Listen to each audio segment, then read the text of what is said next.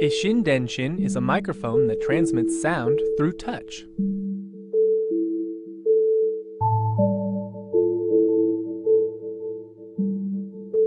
The microphone records the signal. The sound is transformed into an inaudible signal, and that is transmitted to the person's body when holding the microphone. When touching another person's ear, a modulated electrostatic attraction force is created, and both the finger and the ear together form a speaker. The recording becomes audible for the person touched, like the finger would be whispering into the person's ear.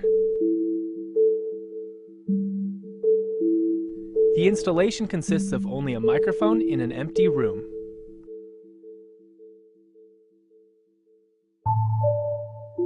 The signal can be transmitted by physical contact from body to body.